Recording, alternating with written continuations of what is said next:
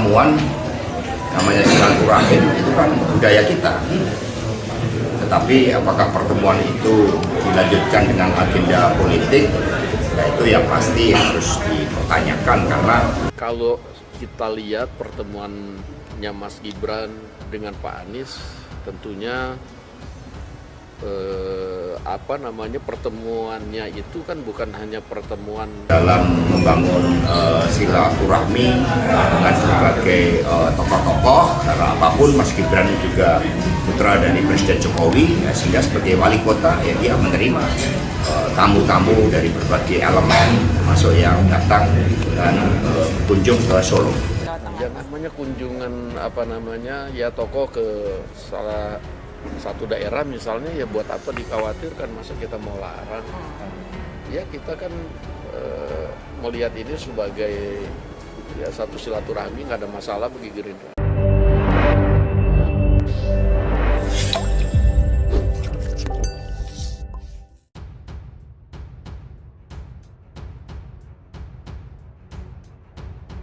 Ini alasan Gibran Rakabuming Raka dukung Anies Baswedan. Baru-baru ini, Wali Kota Solo Gibran Rakabuming Raka terang-terangan mendukung mantan Gubernur DKI Jakarta Anies Baswedan. Hal itu disampaikan Gibran saat dimintai komentar mengenai Hider di akun media sosial Twitter miliknya. Komentar itu meluncur dari mulut Gibran saat ditanya oleh wartawan perihal Hider yang dipasang Gibran di akun Twitternya pada hari Senin Maret 2023. Hider itu bertuliskan, "Pencitraan terus nih keturunan tirani PKI otak pelangga plomo.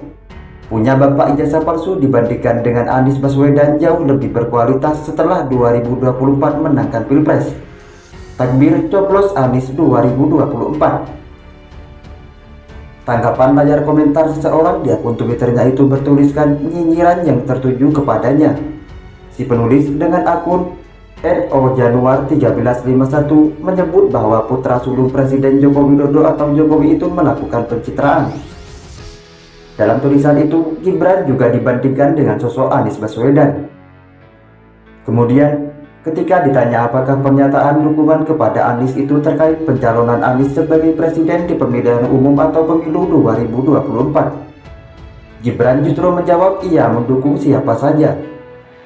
Termasuk ketika disinggung alasan pernyataan dukungannya itu, Gibran mengatakan karena ia mengapresiasi Anies.